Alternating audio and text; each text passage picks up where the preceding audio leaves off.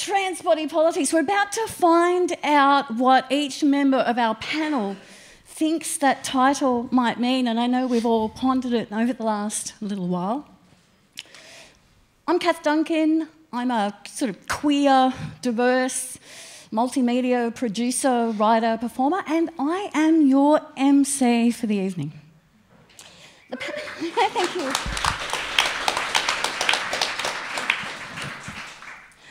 I really think tonight is historic, if I can be so bold as to suggest it, because on the stage here are people who I don't think have ever been in this combination before, and certainly not at the Wheeler Centre for our enjoyment tonight. I'd like to start with the panel. Oh, goodness me.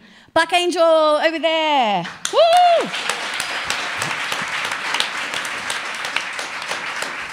Now, I'm sure actually most of you know who Buck is, but I will read about Buck as well, because it's important if you don't. Buck is a pioneering trans man and absolutely a global unconventional superstar. Buck created the first F2M website in 2003 and made history in 2007 as being the first transsexual man to ever win the AVN, Transsexual Performer of the Year Award, which is like the Academy Award for adult entertainment, really. Yeah. Welcome to Melbourne and to the Wheeler Centre, Buck. Thank you.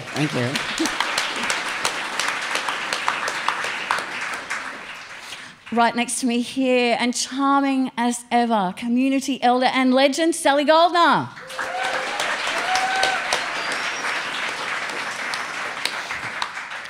Sally, there's not a place Sally hasn't been, but at the moment, Sally is... Oh, I meant that in a nice way. I meant that in a really nice way. Right at the moment, Sally is Executive Director of the Transgender Victoria Centre. And also has been presenting with 3CR's Out of the Pan, Joy before that, honestly, been around. Sally is also a great role model and mentor for others in the bi, poly and kink communities and so forth and so on. And others will meet. So, moving right along. Oh, my goodness me. Jez Pez is a community leader, an activist extraordinaire. There he is.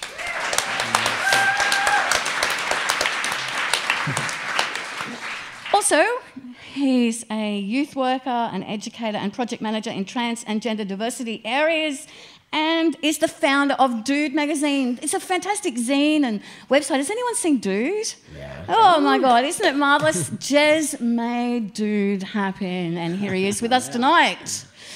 And we're very honoured to introduce to you Kai Clancy. Hey, Kai. Woo! Kai identifies as a brother boy, which he describes as an Aboriginal trans masculine person. Kai comes from Waka Waka and Willy Willy nations. He's very involved in Brisbane Aboriginal politics and is also part of the newly formed collective WAR, W-A-R. Isn't that a fabulous acronym? Which is Warriors of the Aboriginal Resistance. Kai is a staunch advocate for Aboriginal inclusivity and visibility in the transgender community.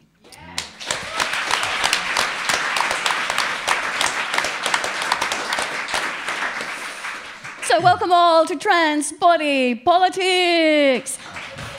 And let's start by finding out what each of us thinks that means. And I guess I'd like to start... We'll start with you, Sally. How have you interpreted the title? In lots of ways, actually. It was both literal and a little deeper.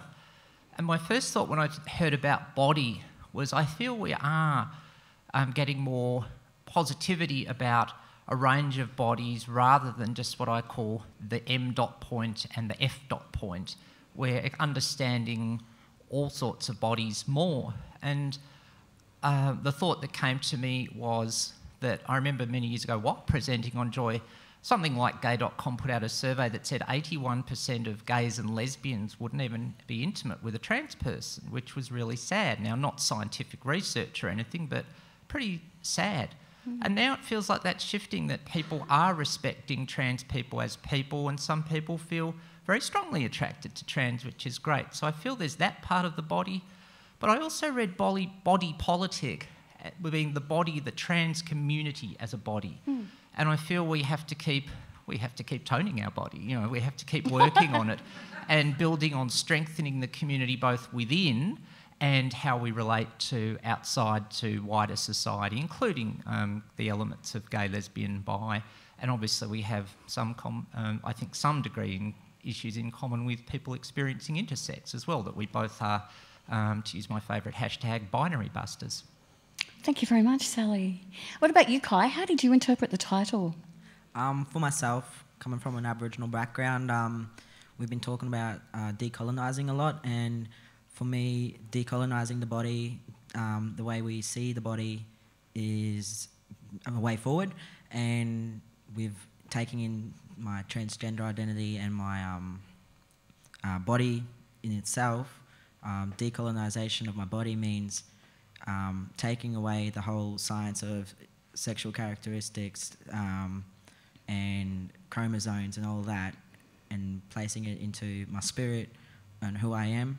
So it's decolonization for me and my body. It starts off in the mind and then works its way outwards. Yeah, so that's what I got. Wow. And Jez? Yeah, so I guess when I think of trans body politic, I think about body image, self-esteem, structural oppression, access to healthcare, the deeper conversations that happen within communities and hierarchy and like social capital around different types of bodies and in different communities, but particularly the trans community, and how sands are shifting in that area, and we're sort of breaking down the binary stereotypes and looking at valuing different forms of gender expression through physicality, and also, I guess, you know, ownership and sovereignty over our own bodies around informed consent and challenging like the medical pathologization of our bodies, and how we as consumers of the healthcare system should have the right to access those services and determine our own healthcare pathways. So there's a little thought on that. It's fantastic how everyone's got a different take. Yeah. And Buck?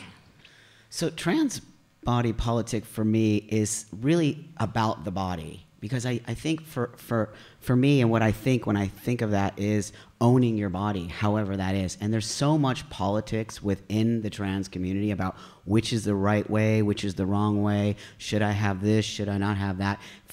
I think it's an individual thought, and how you and what you bring to the community and how you deal with your body. And it's very political within our community. And so I think it is such a touchy, very, very touchy, sensitive subject. And so I immediately go to that when I think of that.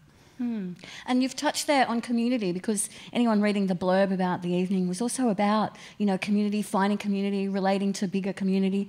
Within our own communities, we've all got different lifetimes here. Just looking back over the sort of your personal history within the trans communities in general, can you pick one moment for us here that's significant to you, that you've either witnessed, been part of, or observed, that's been part of your journey and also part of a broader journey? And could we start this time with you, Buck, or are you still wandering in your head to find them? Great. I know exactly what I'm going to say. I'm pretty sure most of you know exactly what I'm going to say. It was in connection with my vagina. And that was something for me that really was such a profound, huge acceptance of my body and of me as a person, and as me as a transsexual person. And then I noticed that my community, as trans community, started to accept that as well. It early on was a very, very rough thing to deal with. Mostly in the United States, I deal with that. So for me, that defining moment was my vagina, and putting that to the world and changing the thought process of what is male and what is female. That was the most powerful thing that I've ever had to deal with in my own self and my own transition period. That's awesome. Jez? Yeah, well, big question. invokes, I guess, a memory of mine, like going back 10 years ago when I first came out as trans and listening to voices of friends at that time that told me about wanting to change my body was about hating women's bodies. And I found myself like scraping for some allies in the community to support me 10 years ago. And they were there, and we have now flourished and bloomed and grown into such a massive, well-supported, educated community. But I guess the most pivotal moment for me was, I don't know if anybody remembers the Rock Strip events, where after, I guess, my chest surgery, I performed as a trans man in an all kind of women's sort of event, women and trans event, and did a strip show. So I guess Sorry. Just like which I'm I wasn't gonna expecting just that. I know, and that was at Gasworks, and alongside that was an exhibition with a short film I had, which was Bye Bye Boobies, and for me that was like an opening to a whole new community, and just like ripping my clothes off and doing a strip show was just kind of like me going, I don't give a fuck what any of you think. I did this for me. I'm happy. Take it or leave it. You know. Kai. For myself, obviously I don't think I've been in the transgender community as long as these guys have, but I've been transitioning for like 2 years now. But it was only like last week at Tilda Festival, one of the most eye-opening experiences, and seeing a trans woman's body in the flesh, fully naked in the movie, and then just in a, how do I explain it? It wasn't an adult film, so that was different. To see that, and then see this like cisgender straight guy just fall in love with her completely and utterly, not because of her body. That was, real close to my heart. And when people see acceptance past the body, I think that's a big movement for me, visually. Sally. I would say in relation to my own body, when I'll say that I, for lack of better words, came out in 1995 and affirmed my identity full-time 1998, and at that point there was still considerable pressure, if people down the back can see this, to go from M to F, and that meant surgery. You couldn't stop there, or there. You had to go from Melbourne to Sandringham. You couldn't stop at Brighton North or Brighton Beach. You had to go all the way to the end of the line. And it was an express train. No, and I wanted to get off. I wanted to stop and get off at a certain station because I didn't feel this innate need to have lower surgery. And I know some people say, oh, you're talking about surgery. I feel that, it's not about someone, let's say, disrespectfully asking me. I feel we need to talk about it, and certainly at an event like this. But there was pressure at that time of, oh, you've slowed down, you've stopped because I wasn't rushing for surgery. And it created what I will call internalised non-operative transphobia. We're aware of the concept of internalised depression, where people from a group that faces negativity take on that oppression. Well, I ended up with that, and I'm going to be open as well. I worked with a sex surrogate to fix it, and it's why I'm very supportive of having a more sex-positive culture, and as much as I can, as someone who doesn't work in that industry, supporting those who do work in the industry, whether they're trans or cisgender, because I think that there's a lot we could gain from having a more sex-positive attitude on a lot of levels. I'd have to agree. Being as how we're talking about community, I'd now like to fling it on each of you to talk about one of the big issues, of course, with diverse youth, gender diverse youth, is finding a home, finding community. I don't just mean, obviously, four walls, ceiling, but to actually find your community can be a real journey for lots of us. Can we perhaps go through you again? Maybe, could I start with you this time, Jez? Could you tell us, where have you found, the community where you feel most comfortable or most, most like yourself? Probably my family, my immediate family. I've never found one community that can completely satisfy all my needs. I just don't think I ever will, because my identity and who I am is more complex than what any one community can fulfill. where I found my first home, I guess, was King Victoria and Drag Kings in terms of expressing my masculinity and being supported by a lot of people that were well more educated than I was at the time on gender, and I was first exposed to the possibility then that you could actually transition and change, you know, who you were in your body, and that was an amazing experience. But what I'm, you know, I am a youth worker and I work with young people that are trans and gender diverse, and I think what I've recognised in those spaces is that it is a space of exploration, but it's also a space where people kind of clearly know like how they feel and how they identify, but they're trying to affirm that while looking up at like potential role models. And I think that older people have a responsibility to not create these stereotypes or standards of like how it is to be trans, and I think that all community groups and leaders need to like just reflect on that and create a really flexible space, because excuse me, a lot of younger people are breaking the mold even for what I feel gender is to me, and using new language and thinking and prioritising different kinds of surgical procedures that I didn't think meant that meant you were trans. It's a different priority. It's individual, and I think that you know, looking into exploring your journey and who you are is redefined constantly, and I think that that's something to consider. And what about you, Kai? Where have you found community for yourself? I found community online. Before I started my transition, I actually didn't know anyone else like me that was transgender and Aboriginal. I knew of some sister girls, but they weren't like me. They were trans women. So I felt a bit alone. But eventually I found people online through a Facebook page called Sister Girls and Brother Boys, and there was a few trans men on that page where I found, you know, acceptance in who I was. And now before finding them, I guess I had my Aboriginal community as well, and having, you know, the spoken word from the elders saying it is actually a part of our culture. We need to just decolonize the way we're thinking about this, because colonisation obviously took that away from us, took away a lot of things from us, you know, culture-wise. So they've accepted me, they've embraced me, which, you know, I guess that's the most important thing at the end of the day. My family is embracing me. And Buck, community for you? Community is a very difficult thing for me. It's not something that I ever felt attached to, even when I identified as a gay woman. When I transitioned as a gay woman, my community kicked me out, in a sense. They didn't understand, they didn't want to understand, and so through my transition, I looked for a community, but I always felt outside of that. I never felt ever a part of. My thinking has always been very much like Jez's. Like, I just don't have one specific set need. So that said, I would say humans. I'd say people. That's my community. Just wanting to be with people, however that is, and people who are happy and want to be happy in the world and always look for positivity. That's sort of what I've been drawn to at this point. Fantastic, thank you. And Sally?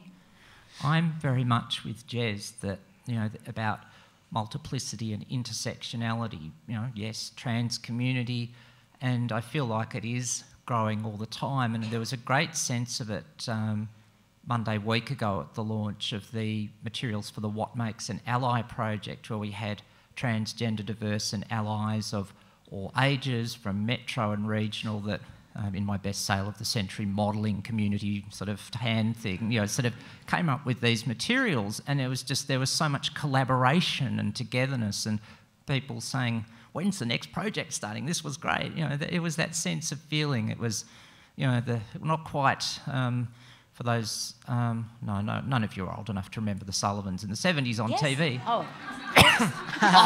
Thank you. I'm not isolated anymore. You know, isolation is so dangerous. But you know, Mrs. Jessup would pop into David and Grace's to get a cup of sugar. Well, it's a sense of community. Maybe it's not the physical location, but there are all those other communities for me. I felt so comfortable here, of course, last night as parts of other communities. There was the Future of Sex panel with James Dominguez from Bi Alliance and Hunter from Politic. They're parts of my communities. And there are other parts of me that, whilst there isn't a community, there's bits online in terms of, despite the misunderstandings, being an introvert, being a highly sensitive person, and other bits. You know, sort of earlier this year was the first ever Pride Shabbat service in Melbourne, and I feel a bit reconnected to that. Oh. And more recently, of all the communities to connect with, I've found a safe part of intersectionality in terms of my love of sports entertainment, i.e. World Wrestling Entertainment. There's a lot of the stuff online can be really sort of, well, I'll say yobbo-ish. There's a great group on Facebook called The Botched Spot, which sort of laughs at itself a bit and doesn't take itself too seriously, and it is queer-friendly, which sometimes wrestling sites aren't. And so we can laugh. If you laugh too loud, I'll slam you into the turnbuckle. Well, actually, I'll pretend to. But you know, the thing is, I'm finding all these bits of me and you know, sort of feeling closer to my soul, and also a sex-positive community I've connected with this year and others. And it is, you know, I just feel like I'm coming more alive with all of those connections. I need all those bits. I'm polyfaceted, let's say. Fabulous. Buck, did you get to see Four Corners Being Me documentary? Let's just wander through there a little bit. All of Australia was talking 2 and a bit weeks ago, surely, having watched Being Me. Hands up everyone who watched it. Wow. Not bad, that's not bad. So look, not everyone's seen it. So just sort of briefly, Jez, first impressions, quick response. I thought it was a good program. I thought it really captured. For me, what stood out was the importance of supporting young people and children, and how their access to, I guess, services in puberty blockers, which is stage 1, and then actually going on to hormones, which is stage 2 through the Royal Children's Hospital, is difficult if there isn't family support, and also if they don't have the... I think at stage 2, when you want to go onto hormones, you still need to go to the family court to get a judge to sign off on that. And what I took out of that was that I was really impressed at how well the young people could express and articulate themselves. I just I just thought that they really stood out. They were the strong parts for me in that program. And Kai, did you see it? No. You didn't see? Oh, I was living in a park in Brisbane for the week. I'm being serious. I was living in Musgrave Park for the G20 protest. So that's a really good excuse. I'm yet to see it. I'm going to look it up on ABC iView. And we'll touch on you. Is it ABC? Yeah, iView, yeah. Four or Corners. SBS. No. Four Corners, ABC. Okay. It's all good. Okay, cool. We'll touch on Musgrave Park in just a moment. Yep. Sally, impressions, Being Me?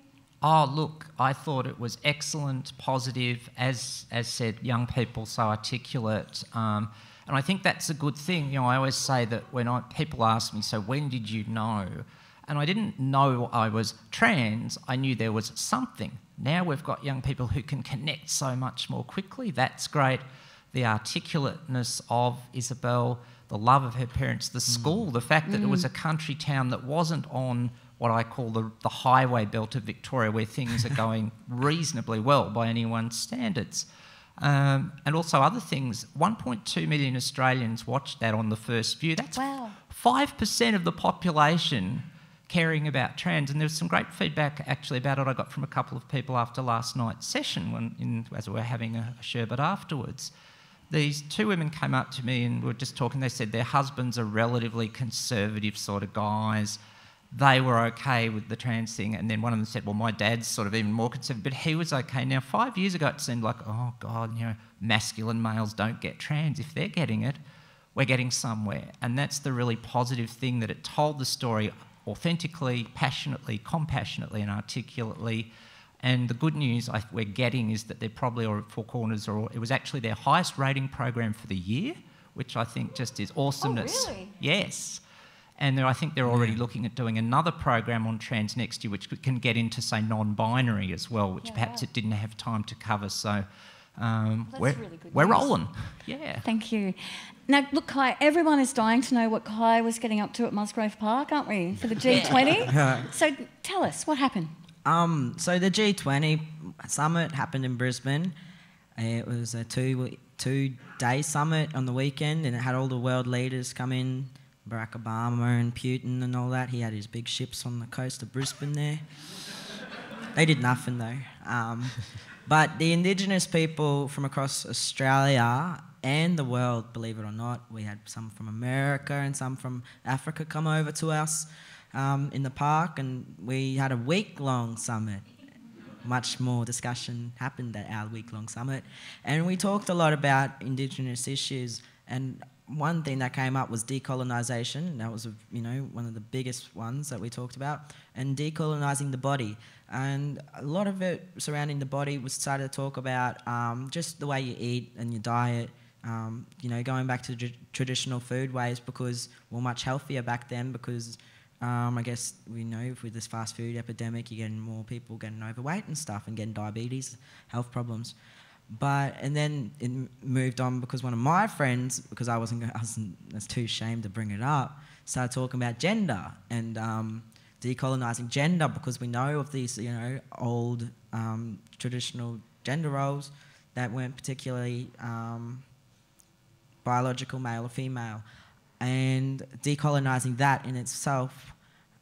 We talked about those experiences and similarities in similarities in North America, and how the white patriarchy and colonisation has made us believe that we are just male and female. And when back in Aboriginal culture, we had a circle of, we saw ourselves as in a circle. We always sit in circles. We never sit with our face back to back. We should be in a yarning circle, all of us right now. No. So our, I guess your structure was in a circle instead of, the spectrum side of things, where you got, female, male. We had female and male, and then the things around in between. And I guess there's more equality in our ways of how we treated our people through that. So we want to decolonise back to that. And I guess the whole week-long discussions about decolonisation and decolonising gender really struck home to me. And glad we had a big discussion about it. Cheers. Thanks, Kai. Would have been great to be there, I bet. Yeah, You'll never forget that. Yeah, it's one of those things too you'll never forget, because these world summits, they had the world media on us too. Happened in '88 for World Expo and '82 for the Commonwealth Games. So these things come very rarely. And take advantage of them. Yeah. Now, Buck, I'm assuming everyone here knows Buck by his fabulous porn movies. Okay, I looked. I hope so. But I'm just sort of touching on that, so to speak. I wanted to ask you... Right, everyone always has to make a joke. Touching on that. What made you want to go into that, and what have you personally gained out of your exploits, which now people eagerly await to get the not me to get the next anyway, it's easy to get now. You can just download. To the question, so what made you go into the area, and what have you got out of that? Well, what made me actually start working in the adult entertainment business was no representation of myself. I started in the adult entertainment business 12 years ago now, and when I did that, there was not any person like myself. Wow, really? I actually do not identify as a trans person. I identify as a man, but I identify as a man with a vagina. And so my tagline at the time was "man with a pussy." And so I used that specifically, in a sense, as shock value, but also as a way to reclaim my body and to say that my body is not a freak body, and my body is as sexy and hot as everybody else's body, and having sex is as normal, for lack of a better word, as everybody else's. And so that's really why I started, because I did not see that representation in an industry that had every type of representation. I mean, clown porn, gum chewing porn, smoking porn, and there's no man with a pussy? What? So I was really empowered, and my porn empowered me like I cannot even tell you. I had no idea how much it was going to empower me, nor did I have any idea how, in a sense, it was going to change so much, I think, for the world. It wasn't, and I had no idea that it was going to make people also understand that to reclaim your body, whatever that means, not specifically for trans people or gay people, just people. women reclaiming their vaginas who always have been very detached by that, have learned to do that through my work. So it was really about empowering myself and saying, I am who I am, whether you like it or not. It's just how it is. Right on.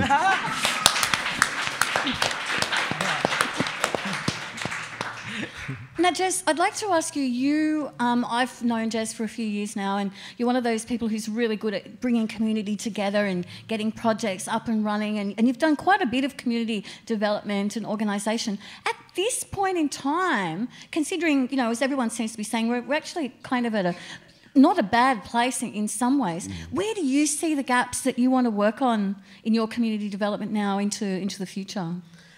Yeah, so I guess I don't personally have all the skills, and I recognise that if we are to be a strong community, we have to understand where our skills lie and where they end, and to work together cohesively. I think some gaps that I've identified is that, okay, we've got this awareness now, but we need to bring more people into the fold and encourage more emerging voices. So how I interpret that for me personally is that if I'm asked to speak on radio or do an interview or speak publicly, I share that. I don't take every opportunity, and I invite other people who I know want to improve their skills or can offer a different perspective. I see that as my responsibility now to be sharing that around, and so that we can have more diverse voices and more emerging leaders coming through. I also think it's really important that we start looking at things as a community to recognise the skills that we do have and not doing things for free anymore.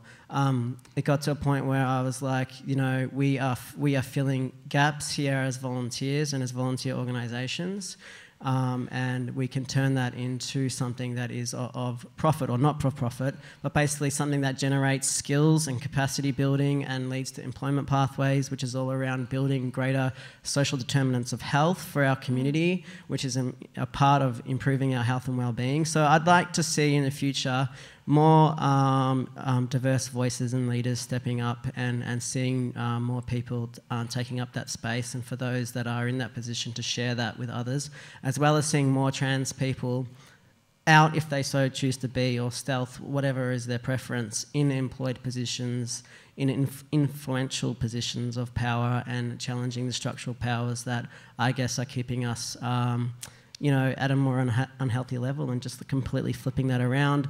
Also, I'm so happy that you know, Kai is here in Melbourne and just so happened to be here at this time when this was on. I'd like to thank the Wheeler Centre for responding so quickly to having Kai on the panel, because I really value working with the Indigenous communities across Australia. There's just the girls and the brother boys, and I think that we need to look outside of our metro area and go more regional and rural and remote, and look across the states and territories and see how we can work as a national community to support those that are more vulnerable or don't have as much access to, I guess, what we benefit from in the city. What a star, really.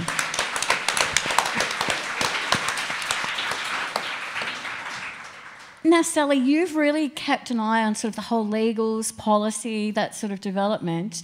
Can you tell us right now, what do you think the next big legislative change has got to be? We've got to a good position where at least we have a basic layer of equal opportunity anti-discrimination, or as it's called in America, employment non-discrimination, although it covers a whole range of areas of life. And we've got a good definition federally for gender identity that largely covers gaps in states and territories. But in terms of discrimination legislatively, there's still two major areas of exemption. Religion, which covers so many other groups such as gay, lesbian and bi and single parents, and that is not acceptable. And it's really, I don't know why it keeps going, because we got an exemption to the exemption through last year on federal aged care, and the response where Transgender Victoria is getting while doing GLBTI aged care training is that the training's great. You know, people don't want to discriminate. They want to care for people.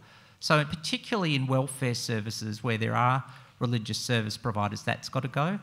We've got the sports exemption, which to me is incredibly binary, sex and gender oriented, and I think it's fair to say sexist. It's, you know, this, to be very simplistic, it's sort of so, it assumes such a Tarzan Jane view of body and gender identity, And the thing that always comes up, people, this thing that comes up, tall women are cheats, that sort of nonsense. But it is so silly. But, when a taller footballer, male footballer emerges, there's never a question about it. So it is a double standard and that sort of thing. So that's the discrimination area. Documentation, only one of our 9 states and territories here that looks after birth certificates, the Australian Capital Territory for trans and gender diverse people, has birth certificates that are based on affirmed identity and not surgeries, that cover minors and that give a third option. So we've got 8 to go.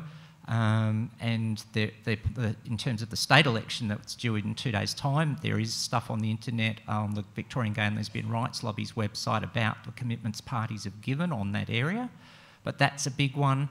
And whilst it's not a legislative one, I want to emphasise it's already been touched on, the healthcare issue.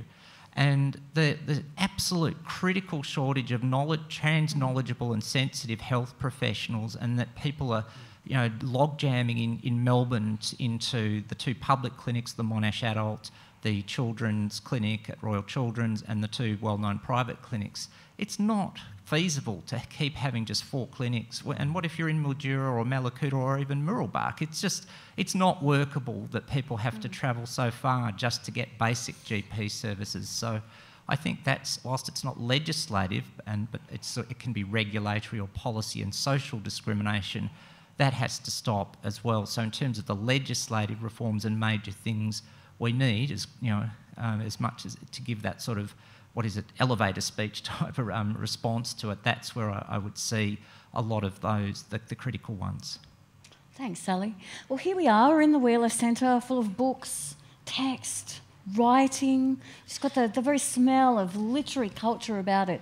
And so I turn to each of our panel members to say, can you talk about which book or books that you've read, and it could be media as well if you're not really a reader, have inspired you on your particular personal journeys? Can we start with you, Buck?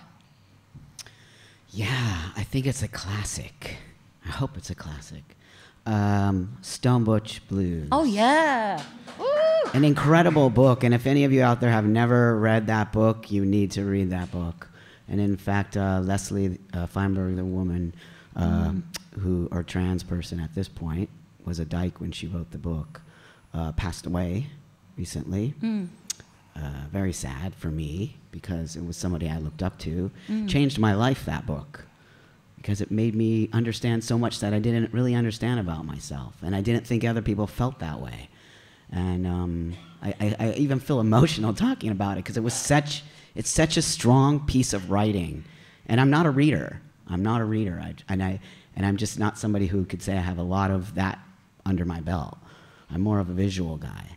But that is a very strong piece of work, I think. And it's just there. It will be there, I think, forever. And I think it will hopefully go for generations to touch on. You can see how that started something of what's happening now in the world. If you read that and you see what's happening with what we're talking about up here, I mean, 20 years ago I had my change. And we're sitting up here on a panel talking about what I would never imagine I could be. This man with a vagina, and be proud of that. And people, look at this place, it's packed. People sitting here wanting to listen to all of us about who we are and what we are. A book like that brings that and makes you feel like you're not alone, which is such an important part of just being a human and just being a person and not feeling alone and isolated. I just love that. Jez, a book. I've been shitting my pants trying to think of one. I don't know that I one. almost wanted to say pass, and then I thought I'd get kicked out. Oh. I'm not a huge reader, I have to admit. It's not the way that it's not the way that I. Set up, dude. Huh? Yeah, I know, but that had lots of comics, and I. There's nothing. So what I think there's been, of course I've read books. I've read the BFG and Matilda, and I really like erotic fiction. Pat Califia was one of the books that I can't even remember the name. I've just such a vague memory, but because my sexuality has been a big part of me learning to love myself and learning to connect with other people in diverse communities. Some of those erotic short stories I found extremely hot and just busted open for me what I considered to be the possibilities. And I realise now that in life there's endless possibilities and endless amounts of things to explore. And I think that's what I took from that book. But yeah, I'm more of a conversationalist, and I like to learn from people's personal stories in conversation and film. So I hope that I get invited back to the Villa Centre. And Kai? Yeah, I'm not a big reader either. Big surprise, no. But a lot of the things I do read and I take in, I guess it encompasses literature, like online blogs and reading things from my peers. So yeah, like in the Aboriginal community, my peers will be writing all these Facebook statuses and blogs and... Can you name any people that are off influential? the bat, like my friends, Callum, Bo. Look them up. But like, you know, your Gary Foley's, your Celeste Littles, Woo! your Vivian Malos, you know, all those amazing people. My elders, I guess, through spoken word even, listening to those stories, not on paper, but those stories, I guess, really play a big part in my acceptance of who I am. Makes me feel natural to be in my, like a part of my culture. And yeah, I guess, you know, everyone in this room shouldn't feel uneasy if you're transgender. It's just natural. It's who you are. Thanks, Kai. Sally, book influences. There's been a few, more in the, we'll say, the personal development section of your bookstore. And the two that helped me right at the time where I was at a really low point just before coming out because, you know, I was in this huge state of confusion. And so two that helped me were The 7 Habits of Highly Effective People by Stephen Covey. And it's a really good book that looks at, you know, starting from the inside out and not being influenced from outside. So I suppose it subtly helped me come to, you know, when I got to the right information about gender identity, it was helpful. But at the same time, on a sort of, and I feel there's a good contrast here, I was also reading Louise L. Hay's You Can Heal Your Life. Yep. And I think that was a good thing at the time as well. And it really did begin to heal after that, you know, milestone date of 27 April 1995. Ooh. Oh yeah, it's going to be engraved. It's very engraved, and it was an appointment at about 10 a.m. in the morning with the psychologist who turned it around. But you know, sort of, it really, those were two critical ones at that time, and they've stayed with me. But another one that's really helped me a lot is A Career Guide for Creative and Unconventional People by a woman by the name of Carol Eichelberry. And she does, I dare say, she does live in New York with, you know, named Eichelberry, but you know, it struck me at the time because I was, as I began to reevaluate my whole life, looking for a career, and there wasn't a list anywhere that had trans and queer advocate, you know, at the time. So I had to go through that journey, and that book was really helpful.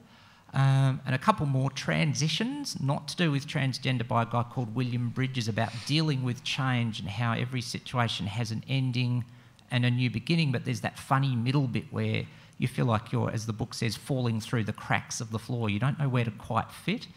And the one queer book, just for the title more than anything, is by Anthony Van Brown, a gay man who lives in Sydney and was a preacher in a Pentecostal church and then reconciled the two parts of himself.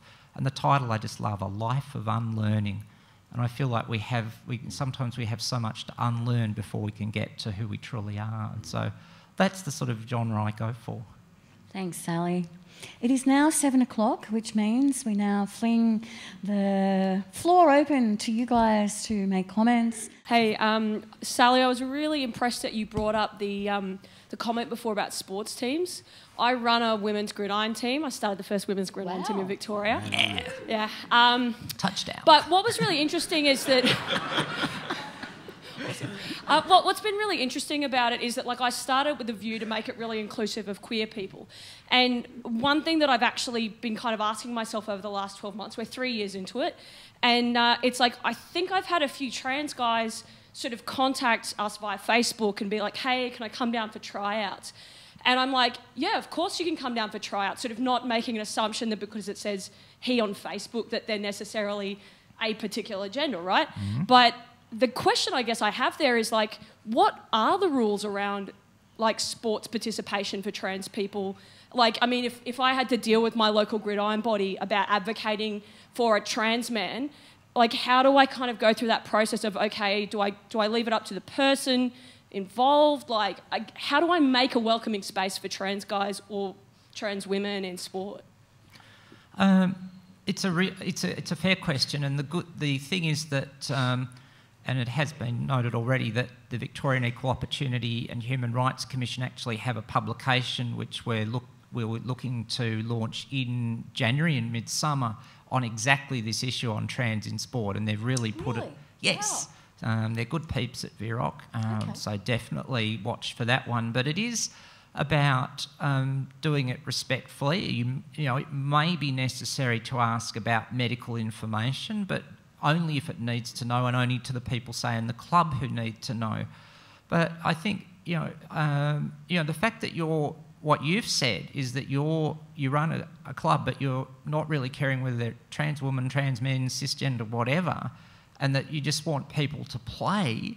And I think this is again how we're talking about decolonising gender. Well, sport is clearly one way that where it happens, where it is so largely gendered, particularly over 12 years old.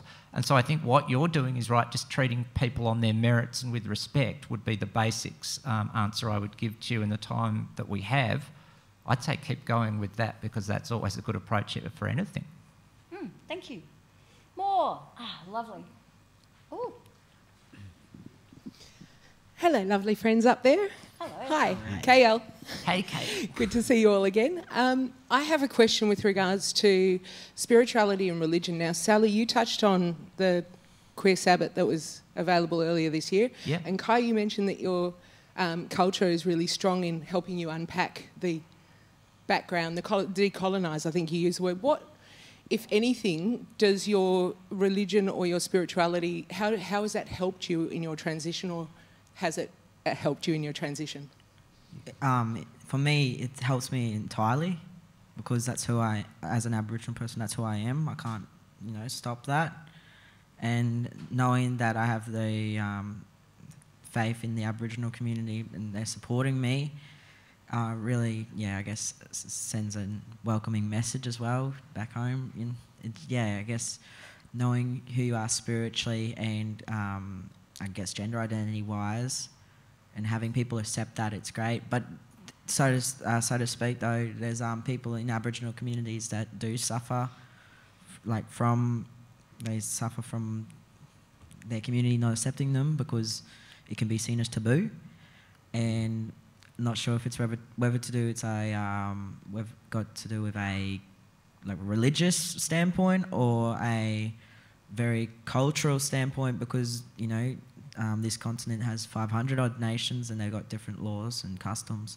So my family was very accepting. There's language words in our family for people like me who are gender diverse, but other people suffer different experiences, and I'm sure that's the same for religious. I'm not sure. Anyone else want to take up spirituality issues? I can't comment on that personally. I can. Spirituality changed my life. I think my spirituality is about energy. It's not, I don't have any specific religion, or I'm not Christian or Catholic or Jewish. It's about energy for me. And it changed my life when I realized about how to interact with the world on a level of happiness and gratitude. Gratitude and thankful, and just coming to the world every single day with a thankfulness that I am the person that I am now. And every morning, I'm not even lying to you right now, every single morning I wake up and I say thank you. And it changed my life once I learned that. So that is my spirituality. It's about helping the world to be a better place by me being a happy person. As the token, sorry to say that, but... Oh, I'm dreadful. Would you like to add to that, Sally? Yeah, look, I often, I used Anthony Van Brown's book title, A Life of Unlearning. I often feel like the first 29 and a half years of my life, there was all the facets, or most of it seemed to be about unlearning, because, as I often say, I was a nice Jewish girl who spent 13 years at an Anglican boys' school, oy vey, and it neither really fitted. I still identify culturally as Jewish, not religiously, but over time I've integrated my own sense of, and there's two parts to this, of belief in not the God of anyone, but a God, and as Buck sort of said, creative force, spirit, as William Wattles called it in 1910, the formless stuff. I believe there is some sort of energy there that connects us, and we want to tap into the one that works for our soul. And I think the word atheist, it seems quaint now, and I feel that's sad, but in terms of religion, like Buck, I don't go to a religious building every week and talk to, and be a part of that religion. And I've looked at lots of stuff. I have elements of two dear friends, and I'd like to mention one of them, Kayleen, who was one of my great supports over the years, Kayleen White. Who is very much into crystals, and usually I wear a rose quartz, which is very calming for me because I get too excited. And then I balance it out with my WWE The Rock Just Bring It tag at the same time. But seriously, so religion for me is this hodgepodge. There's a bit of Wiccan pagan, there's a bit of crystal work, there is a sense of Judaism. I love the communal sense of Passover, and I suppose there's another community as well that I didn't mention earlier. I've sort of created my own thing to go with that very intersectional sort of soul that I have, and it works for me. The thing I'd add is that I'm not, going to say, hey, everyone out there, you have to do it too, because everyone's soul and spirit is their own, and they've got to find the energy that works for them. And I think for me, that's what I've done, and that's where and I feel really good, and I feel like I'm able to use that energy, as Buck says, to hopefully make, raise the level of human dignity and respect in the world. Thanks, Sally. I'll have two words. Oh, okay. Tax religion. Thank you, Jez. That's my answer. Right on. It's a high contrast panel tonight. And there's a question at the back there. Hi. My name's Yasmin. I don't really know A to Z about trans issues, so please excuse me or yell at me if anything I'm about to say is transphobic as hell. But I just have to ask, I don't really know how to word it, but I'll try. There was a woman called Fallon Fox who was allowed into the MMA recently. And basically what happened is that she fought this other lady, I don't remember her name, and Fallon Fox won, okay? And the other woman had career-ending injuries, and Fallon Fox took a picture of herself, in the middle of a puddle of this woman's blood. Now, some people were saying that because of the fact that Fallon Fox was assigned male at birth and she has male chromosomes, she had more strength than an ordinary woman and therefore shouldn't have been there. And then I was like, what? But she's a woman though.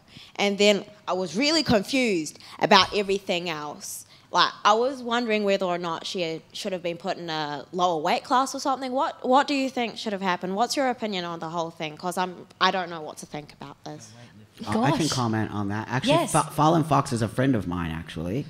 And it's a very difficult question to answer because biologically or cisgendered, you can't say that this is specifically a woman and this is specifically a man. That this doesn't exist that. It's not black and white that way.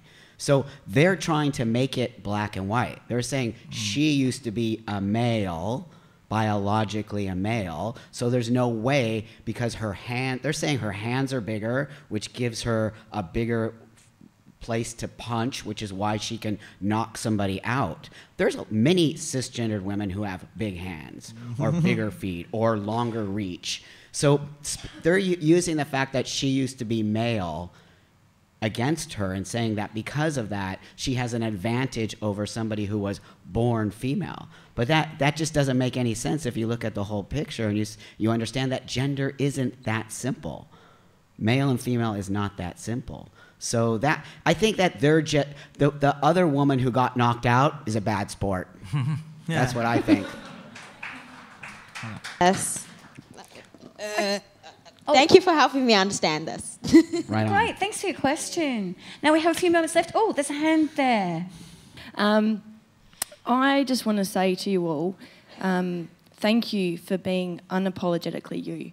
I'm a lesbian and it's been very difficult for me. I'm new to Melbourne, and to come out to my employer, it was unspoken for about 6 months, and you have a husband because I'm engaged, and I couldn't say no, I couldn't say I'm with a woman because it was just so scary. And just you all being up there and speaking your truth and being so raw and being you is just beautiful and so inspiring. So thank you all very much. Right on. Thank you.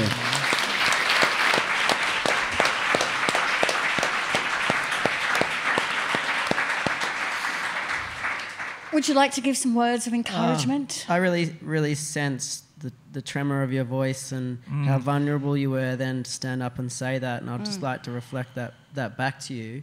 And it really shows that all of us as individuals, whatever our experience is, we are often battling these things of these higher powers and how they might bully us or ostracize us. And I'd just like to congratulate you on your bravery in saying that, and thank you.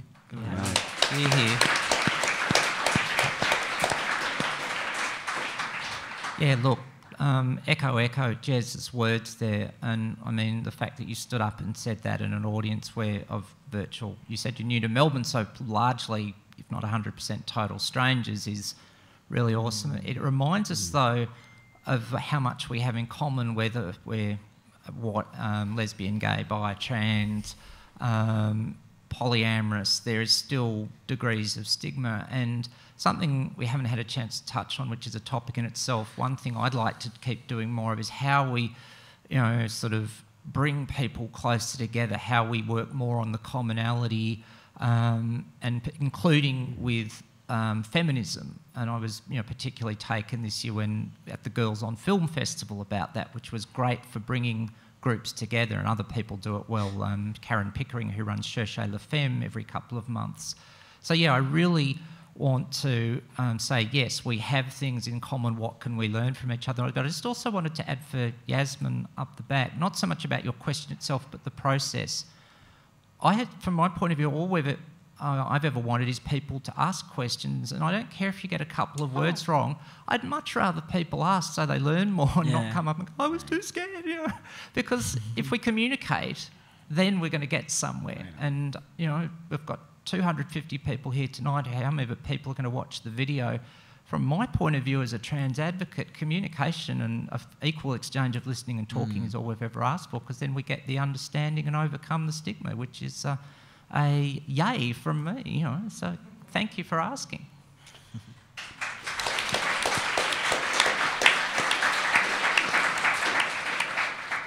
Well, that actually brings us to an end, unless someone has just a last quick, brief question or comment they'd like to throw in. Oh, yes, just here. All of you have talked a bit about sport as being a place where the binary has to be busted. I was wondering if any of you had thoughts about the pathway forward for what I like to think of as the problem of public bathrooms for gender and sex diverse people, because it's such a difficult issue. What would you see as the ideal pathway forward in society for that? Oh, look, if we could wave a magic wand and rebuild all public bathrooms, and I'll extend it actually, I'm not sure if you covered it, to change rooms as well. Public bathrooms, we'd get rid of gendered ones and have what I call single-person cubicles. And Hobson's Bay is one council I know that has them in their public areas, and my guess is the fab intersex person, Tony Briffa, may have had some influence on that. And yeah, why do we gender police toilets? If we had single cubicles, wouldn't be an issue. And also, as much as I can talk on the issue, let's make them accessible to people of all abilities. But also parenting situations. A radio special a couple of years ago talked about what happens when dad is out with 5-year-old daughter and and the daughter needs to go to the loo. So we've got all these things about gender. So yeah, single person things, but also changing areas which were similar and had places for people to change discreetly. It's not just gender identity. Let's say someone has a birthmark or a burn or something and they get sick of people looking at it. That would be respectful as well. So, yeah, let's, break down all the binaries, but also there's lots of other groups who I guess would benefit from it as well. Any more comments about bathrooms? Yeah, I think, honestly, to create change, you have to be part of the change. And for me, I'm the guy who goes in the toilet, and I don't care what anybody says, and I'm the guy that goes to the gym and walks around naked, and I don't care what anybody says, and I expose the world to my body. And eventually, if we all just keep exposing, dealing with people getting angry, because that's just how it is, eventually things will change. That's how you create change. You just be part of the change. On that note, be part of it.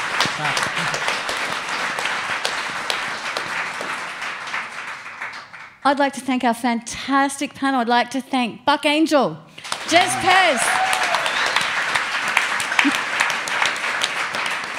the great Jez Pez,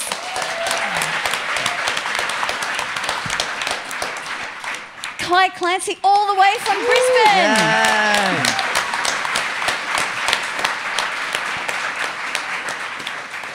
And local legend, Sally Goldner.